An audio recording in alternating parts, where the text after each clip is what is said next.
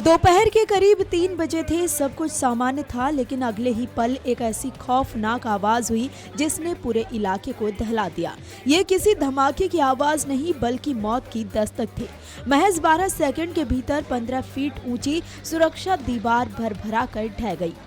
खड्ड की गहराई में पसीना बहा रहे मजदूरों को संभलने का एक पल भी नसीब नहीं हुआ और पलक झपकते ही हंसती खेलती 3 जिंदगियां मलबे के ढेर के नीचे जिंदा दफन हो गईं। उच्च अधिकारियों को सौंपी गई प्राथमिक रिपोर्ट में जो खुलासा हुआ है वो रोंगटे खड़े कर देने वाला है।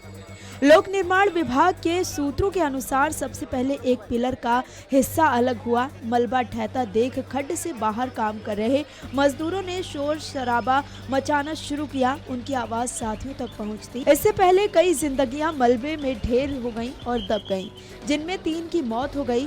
सूत्रों ने बताया कि राहत एवं बचाव कार्य शुरू किया गया। शाम 4 बजे मलबे के ढेर से पहले एक मजदूर को निकाला गया। रिपोर्ट में ये भी कहा गया कि पुल का क्षतिग्रस्त हिस्सा पहले ही हटा दिया होता तो शायद ये हादसा नहीं होता। पिलर के साथ सड़क से पानी रिसाव वाली जगह से मिट्टी गिरी। गीली मिट्टी को हटाने में जेसीबी से भी काफी समय लगा। मिट्टी इतनी तेजी से गिरी है कि संभलने का मौका तक नहीं मिला। बंद तालाब स्थित ठठर इलाके में पुल गिरने से हुए भीषण हादसे में राहत और बचाव कार्य का अंत बेहद दर्दनाक रहा। मलबे में सबसे नीचे दबे राजकुमार का शव घटना के कई घंटों बाद शत विशत बरामद किया गया। अत्यधिक गहराई में दबे होने और बचाव के दौरान जेसीबी की चपेट में आने से उनका सिर और हाथ अलग हो गए थे। शव देख मौके पर मौजूद हर शख्स की रूह कांप उठी। बता दें कि ठठर में निर्माणाधीन पुल के ढहने के बाद से ही रेस्क्यू टीमें राजकुमार की तलाश में जुटी थी। मलबे के भारी ढेर के नीचे सबसे निचली सतह पर दबे होने के कारण उन तक पहुंचना चुनौतीपूर्ण बना हुआ था।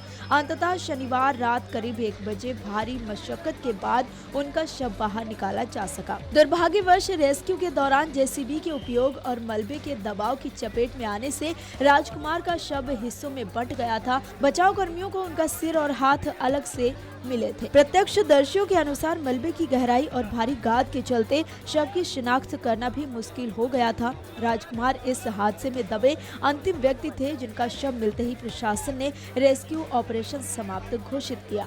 हालांकि जम्मू के ठठर में पुल के पास हादसा कोई प्राकृतिक आपदा नहीं, बल्कि सुरक्षा मानकों की ठेंगे पर रखने का नतीजा है। ग्राउंड जीरो पर स्थितियां गवाही दे रही है कि निर्माण कार्य के दौरान कितनी लापरवाही बरती गई। बिना सुरक्षा किट, बिना हेलमेट और बिना जूतों के मजदूरों को गीली मिट्टी में काम के लिए उतार दिया गया। नियमों के मुताबिक किसी भी निर्माण या खुदाई वाली साइट पर मजदूरों के लिए हेलमेट, रिफ्लेक्टर जैकेट और ऊंचे गम बूट अनिवार्य होते हैं। ठठर में मलबे से निकाले गए मजदूर के बदन पर साधारण कपड़े थे। मजदूरों ने जूते भी नहीं पहने थे। इस कारण भी मिट्टी से बाहर आने में सहायता नहीं मिल पाई। अगर उनके पास उचित जूते और उपकरण होते तो शायद धंसती मिट्टी के बीच उन्हें संभलने या बाहर निकलने में थोड़ी मदद मिल सकती थी। जानकारी के मुताबिक जम्मू के ठठर में पुल निर्माण कार्य के दौरान सुरक्षा मानकों की अनदेखी और पाइपलाइन लीकेज के कारण मिट्टी कमजोर हो गई, जिससे हादसा हुआ। बिना सुरक्षा किट काम कर रहे मजदूर मलबे में दब गए। फिलहाल मामले की उच्च स्तरीय जांच शुरू कर दी गई है। वीडियो डेस्क अमरुजाला.com। अगर आप ये वीडियो YouTube पर देख रहे हैं तो हमारे चैनल को सब्सक्राइब कर बेल आइकन दबाएं और Facebook पर देख रहे हैं तो हमारे पेज को लाइक करें।